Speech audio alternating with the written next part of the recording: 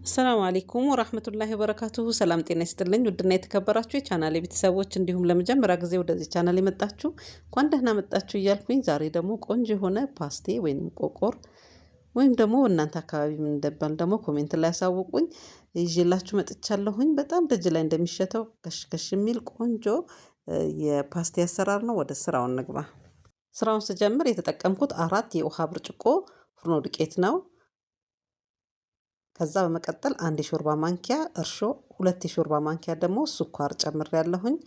በሻይ ማንኪያ ደግሞ ጨው አድርጌ 1 የሻይ ማንኪያ ደግሞ ጥቁር አዝሙድ ጨምሬበታለሁኝ። አሸት አድርጌ ጣዕሙ እንዲወጣ ሽታውም እንግዲህ ጥቁር አዝሙዱ መተውም ትችላላችሁ፣ ግን ቢኖርበት ደስ ይላል። ከዛ በመቀጠል አነስ ያለ የቡና ሲኒ ዘይት አድርጌያለሁኝ። በመቀጠል ውሃ ነው ያደረኩት። ውሃ ሙቅም አይደለም ቀዝቃዛም አይደለም፣ ኖርማል ከቧንቧ ቀተን የምንጠቀመው ውሃ ነው የተጠቀምኩት።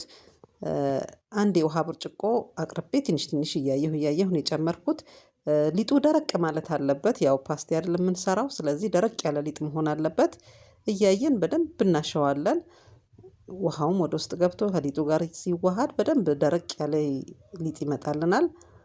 ውሃ ግን በቻልን አቅም እንዳናበዛ ትንሽ እያርን አጠቃላይ የተጠቀምኩት 1 የውሃ ብርጭቆ ከሩብ የሚያህል ተጠቅሜያለሁኝ። እንደ ዱቄታችሁ አይነት ሁልጊዜም እንደምናገረው ዱቄታችን ስለሚለያይ ውሃ የማንሳት አቅሙም እንደዛው ይለያያል። አንዳንዱ ዱቄት ውሃ ቶሎ ያነሳል፣ አንዳንዱ አያነሳም። ስለዚህ እያየን እናቦካዋለን። እንግዲህ ለ40 ደቂቃ የሚያህል እኔ ላስኪት አልብሼ ቆይቼው ከ40 ደቂቃ በኋላ ደግሞ ኩፍ ብሎ ይሄን ይመስላል። 2 ቦታ ከፍየዋለሁኝ ላደማመጥ እንዲመቸኝ። ከዛ ትንሽዬ ዱቄት እያደረኩኝ እዳምጠዋለሁኝ። በጣም ስሳ እናደርገውም፣ ስንዳምጠው በመካከለኛ አድርገን እንዳምጠዋለን። ከዛ እንደዚህ ከዳመጥኩት በኋላ ወዲያው ጠቅለል አድርጌ ቅርጽ ነው የምንሰጠው። እንዲህ እንደምትመለከቱት እጠቀልለዋለሁኝ። ከዛ በእጃችን እኩል እናስተካክለዋለን። ውፍረቱ እኩል እንዲመጣልን ስንዳምጥ በጫፍ ላይ ያለው ሳሳ ስለሚል ወይ መሃል ላይ ስለሚሳሳ እኩል አድርገን እናስተካክለዋለን። ከዛ ጫፍና ጫፉን እንደዚህ እናወጣዋለን፣ ለብቻ እንጠብሰዋለን እሱን። ከዛ እንደዚህ እኩል ሳይዝ አድርገን እንቆርጠዋለን። ያው ፓስቲ እንግዲህ ልጆች ደጅ ላይ ሲያዩ ግዙልን ይላሉ።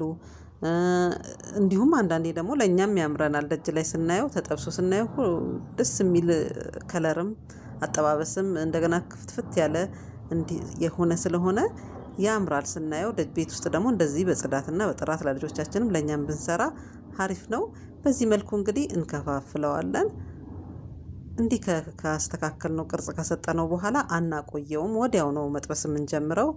ካቆየነው ቅርጹ መልሶ እየተጠባበቀ እርሾ ስላለው ጥሩ አይነት ቅርጽ የምንፈልገውን አይነትና እንደዛ ክፍትፍት ብሎ የሚያምር ፓስቲ አናገኝም። ቶሎ ዳምጠን ወዲያው መጥበሻችን ላይ ዘይት ጥደን ወደ መጥበሱ ነው የምንገባው።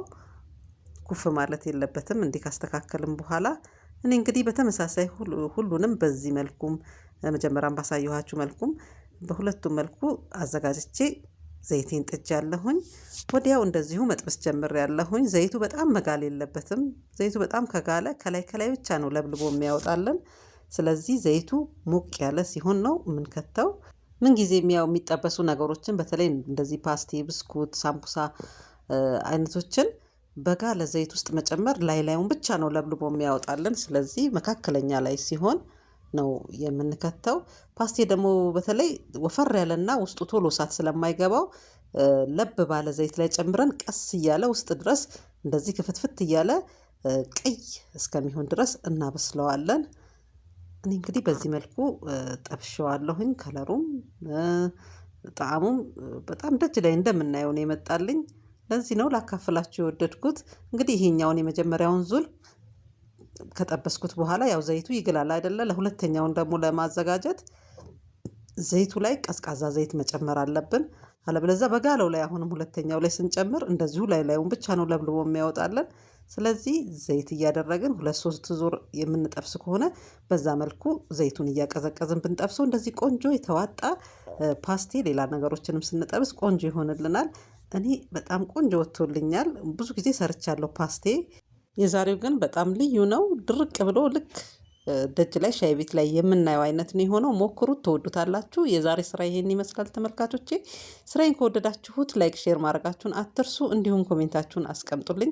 ለመጀመሪያ ጊዜ ደግሞ ወደዚህ ቻናል የመጣችሁ ሰብስክራይብ እያደረጋችሁ ቤተሰብ ሁኑ። ጥሩ ጥሩ ነገሮችን እንማማርበታለን።